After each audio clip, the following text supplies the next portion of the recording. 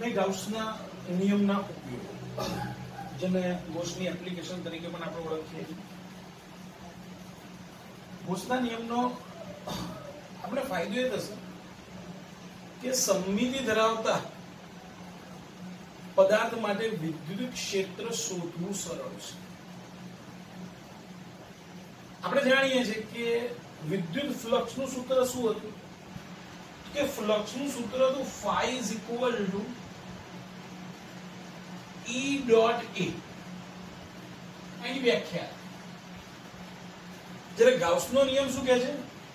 Flux phi is equal to બંધપૃષ્ઠ વડે ઘેરાયેલો વીજભાર ભાગ્યા એપ્સિલોન છે. આપણે આ બે સમીકરણને સરખાઈશું એની પરથી વિદ્યુત ક્ષેત્રને કરતા ગૌસની એપ્લિકેશનમાં આપણે આ બે સૂત્રનો ઉપયોગ કરવાના છે. ઓકે, પહેલી એપ્લિકેશન, પહેલો ઉપયોગ, અનંત લંબાઈ ધરાવતા સુરેખ વિદ્યુત ભારિત તારથી r લંબ અંતરે વિદ્યુત ક્ષેત્ર. ફરી બોલું, અનંત લંબાઈ અથવા અતિ લાંબો સુરેખ તાર, કેવો પણ વિદ્યુત ભારિત, આ તારથી r લંબ અંતરે વિદ્યુત ક્ષેત્ર નક્કી કરવું છે. ઓકે, આપણે જાણીએ છીએ કે ગૌસના નિયમનો ઉપયોગ સમમિતિ જળવાતી હોય તો જ થાય. તો સૌથી પહેલા હું અહીંયા દર્શાવી દઉં કે અહીંયા સમમિતિ કઈ રીતે જળવાય છે. જો ધારી લો કે મેં અનંત લંબાઈનો સુરેખ તાર આકૃતિમાં દર્શાવેલો છે. આ તાર અનંત લંબાઈનો છે, એટલું ધ્યાન રાખજો. વિદ્યુત ભારિત તાર છે, એની સમાન રેખીય વીજભાર ઘનતા લેમ્બડા છે. સમાન રેખીય વીજભાર ઘનતા લેમ્બડા છે. ઓકે, એક કામ કરીએ છીએ, આ તાર પર કોઈ એક બિંદુ O મેં પસંદ કર્યું. O થી તારને લંબ r જેટલા અંતરે રહેલું બિંદુ P, તારને લંબ r જેટલા અંતર રહેલા બિંદુ P ને જોડતો સદિશ, સદિશ OP ને ગોળ ફેરવતા જઈને એક વર્તુળાકાર રિંગ બનાવી.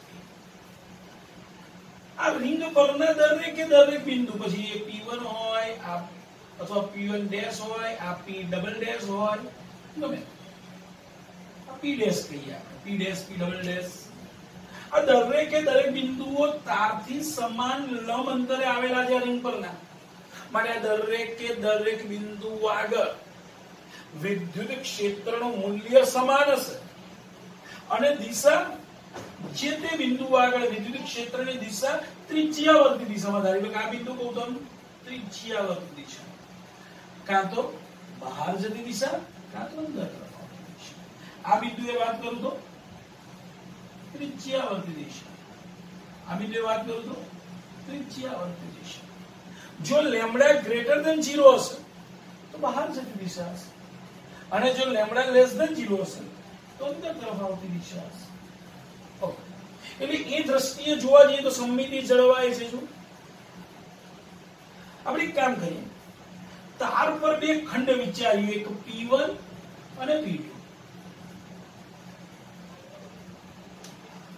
આ બે ખંડને કારણે P બિંદુ આગળ વિદ્યુત ક્ષેત્ર વિચારીએ. જુઓ, P1 ને કારણે વિદ્યુત ક્ષેત્રની દિશા હશે, P2 ને કારણે વિદ્યુત ક્ષેત્રની દિશા હશે. આ બંને વિદ્યુત ક્ષેત્રને આપણે ઘટકો પાડવા પડે. જો આ ખૂણો હું થીટા દર્શાવું તો આ E sin થીટા થશે, અને આના માટે પણ આ એટલો જ થીટા હશે, માટે આ પણ E sin થીટા. જોઈ શકાય છે કે આ બંને વિદ્યુત ક્ષેત્ર તારને સમાંતર દિશાના ઘટક એકબીજાની અસર નાબૂદ કરશે. જ્યારે બંનેના તારને લંબ દિશાના OP દિશાના ઘટકો જે છે E cos theta, E cos theta એક જ દિશામાં માટેનો સરવાળો થશે. માટે પરિણામી વિદ્યુત ક્ષેત્ર ત્રિજ્યાવર્તી દિશામાં છે. પરિણામી વિદ્યુત ક્ષેત્ર ત્રિજ્યાવર્તી દિશામાં છે. આમ એક વસ્તુ નક્કી થઈ ગઈ કે અહીંયા સમગ્ર રચનામાં સમમિતિ જળવાય છે. આમ વિદ્યુત ક્ષેત્ર તારને લંબ સમતલમાં ત્રિજ્યાવર્તી દિશામાં અને તેનું માન માત્ર ત્રિજ્યાવર્તી અંતર r પર જ આધારિત રહેશે. હવે આપણે અતિલાંબા સુરેખ તારને કારણે વિદ્યુત ક્ષેત્ર શોધીએ. એ માટે પહેલા ઝડપથી જોઈ લો.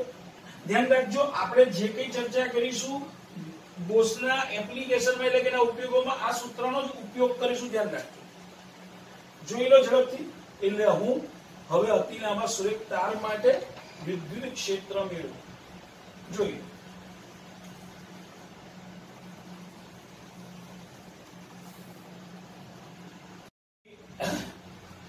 આપણે અહીંયા કઈક અનંત લંબાઈનો સુરેખ તાર વિચારેલો હતો. આ અનંત લંબાઈનો સુરેખ તાર છે જેની રેખીય વીજભાર ઘનતા લેમ્બડા છે. આવો એક સુરેખ તારનો નાનો અમથો ભાગ મેં આકૃતિમાં દર્શાવ્યો છે. આ તારની રેખીય વીજભાર ઘનતા લેમ્બડા છે જે સમાન છે. હવે આપણે જાણીએ છીએ કે આપણે હમણાં સાબિત કર્યું કે ભાઈ અહીંયા આગળ સમમિતિ જળવાય છે અને માટે ગૌસના નિયમનો ઉપયોગ કરી શકાય. મારે ગૌસના નિયમનો ઉપયોગ કરવો હશે પણ એ માટે એક ગાઉસિયન પૃષ્ઠ જોઈશે. એક કામ કરું છું, હું એ જેટલું આડછેદનું ક્ષેત્રફળ ધરાવતો અથવા તો r જેટલી ત્રિજ્યા વાળો એક બંધ નળાકાર વિચારું છું.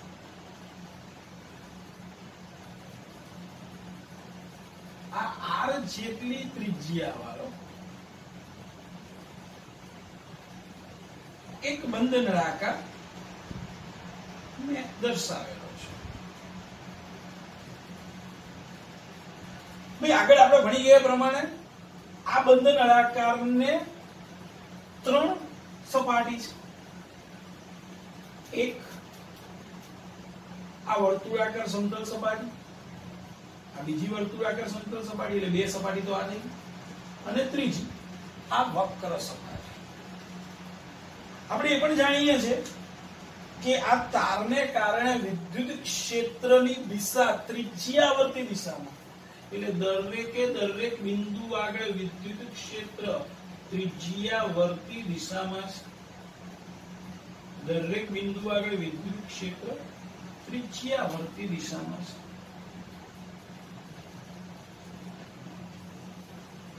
અને તેથી જો હું આ બે વર્તુળાકાર સમતલ સપાટીનો વિચાર કરું તો એમનું ક્ષેત્રફળ સદિશ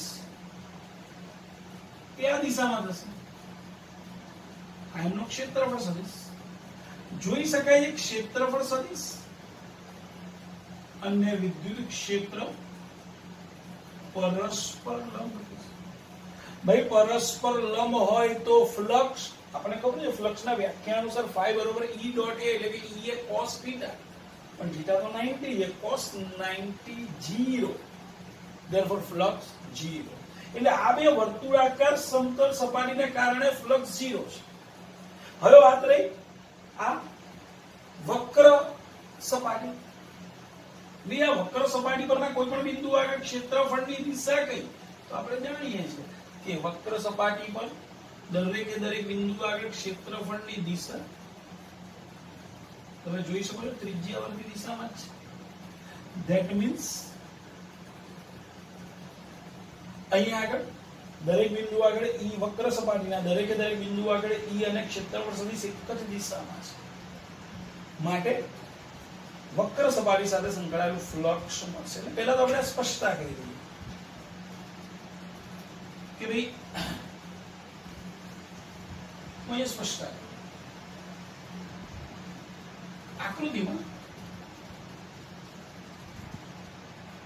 એક r ત્રિજ્યા વાળો અને l લંબાઈનો એક બંધ નળાકાર, એક બંધ નળાકાર ગૌસિયન પૃષ્ઠ પ્રમાણે ગૌસિયન તરીકે વિચારો.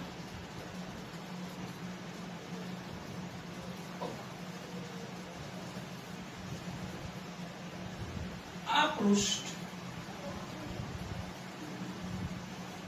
પરના દરેક બિંદુ આગળ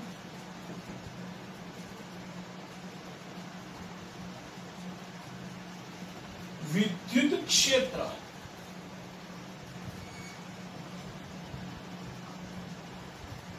ત્રિજ્યાવર્તી બહાર જતી દિશા મેં અહીંયા લેમ્ડા ગ્રેટર ધેન 0 ધન વિચાર વિચારેલો છે મને મેં બહાર જતી દિશામાં વિચારેલો છે આ ત્રિજ્યા r જેટલું અંતર છે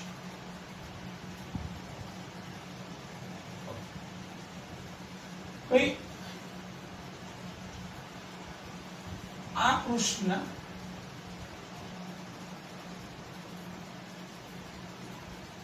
બંને વર્તુળાકાર સમતલ સપાટી ના ક્ષેત્રફળ સદિશ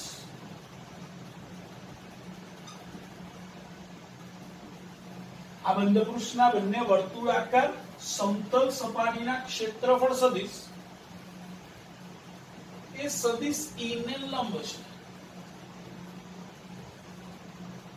તેથી તેમની સાથે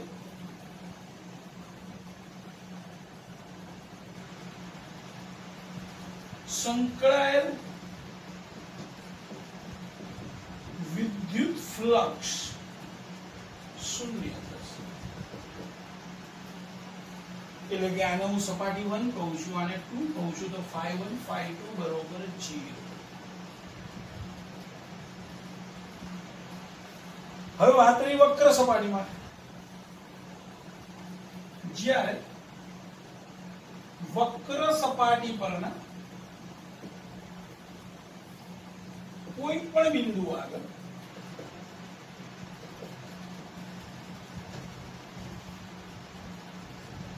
E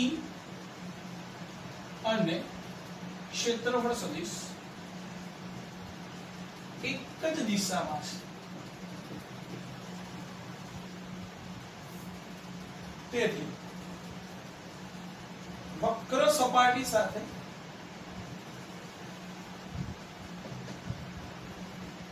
સંકળાયેલું ફ્લક્સ એને આપણે phi3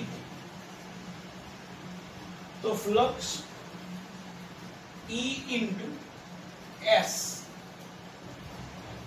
થીટા તો 0 છે cos 0 હોય એટલે E into A ની જગ્યાએ મેં ક્ષેત્રફળને S વડે લખ્યું છે પણ આપણે જાણીએ છીએ કે નળાકારની વક્ર સપાટીનું ક્ષેત્રફળ એટલે 2 pi RL માટે S ની જગ્યાએ 2 pi RL E into 2 pi RL જ્યાં L એની લંબાઈ થઈ અને R એની ત્રિજ્યા છે ચલો E ડોટ એ તો મળી ગયું હવે વાત આવે ભાઈ ગૌસના નિયમનો ઉપયોગ કરીશું એના માટે ઘેરાયેલો વીજભાર જોઈશે પહેલા આને અહીંયા લખી નાખીએ માટે બંધ નળાકાર સાથે સંકળાયેલ કુલ વિદ્યુત ફ્લક્સ phi બરોબર E into 2 pi R કેમ તો કે phi અને phi2 તો 0 છે માટે ઓકે હવે બંધ નળાકાર વડે ઘેરાયેલ વીજભાર Q બરોબર ભાઈ આપણે જાણીએ છીએ કે રેખીય વીજભાર ઘનતા લેમ્બડા છે એટલે કે એકમ લંબાઈમાં લેમ્બડા વીજભાર છે તો આ બંધ નળાકારની લંબાઈ L છે તો આ L લંબાઈમાં કેટલો વીજભાર હશે તો કે એકમ લંબાઈમાં લેમ્બડા તો આટલા L લંબાઈની અંદર રહેલો વીજભાર લેમ્બડા L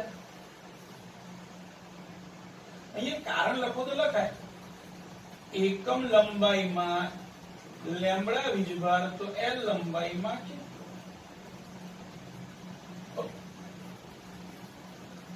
તો ગૌસના નિયમનો ઉપયોગ કરીને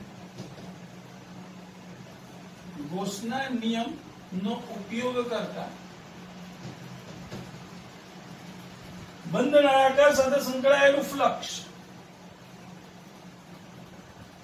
Q by epsilon 0 is equal to lambda L by epsilon. Q ની કિંમત મૂકી દીધી lambda. આ તો સમીકરણ 2. આ આપણું સમીકરણ 1. બંધ નળાકાર સાથે સંકળાયેલું ફ્લક્સ, બંધ નળાકાર સાથે સંકળાયેલું ફ્લક્સ. મેં તમને કીધેલું કે આ બંનેનો સરખાઈ દેવાનો છે. તો આપણે આ બંને સમીકરણને સરખાઈશું. સમીકરણ 1 અને 2 પર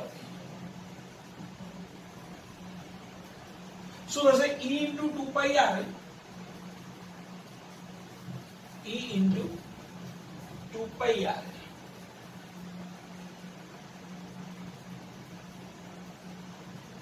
is equal to lambda L by epsilon 0.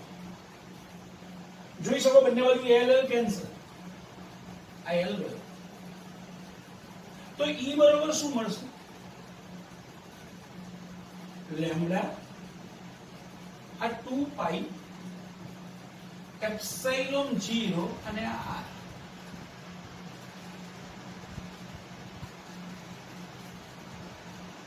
આ વિદ્યુત ક્ષેત્રનું સૂત્ર મળી ગયું.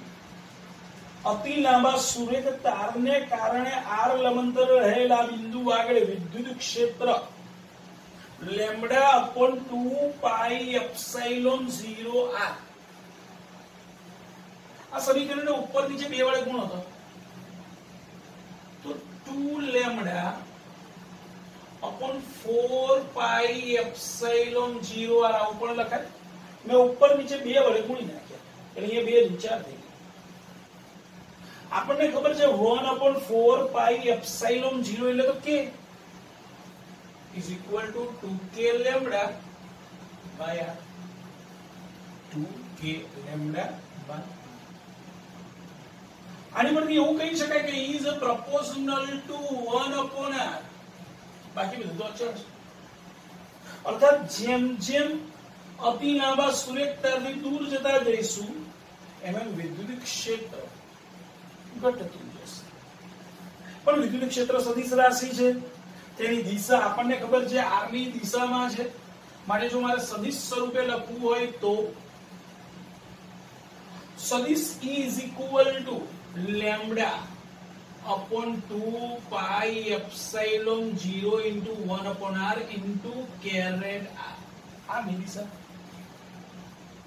અથવા 2k lambda by r into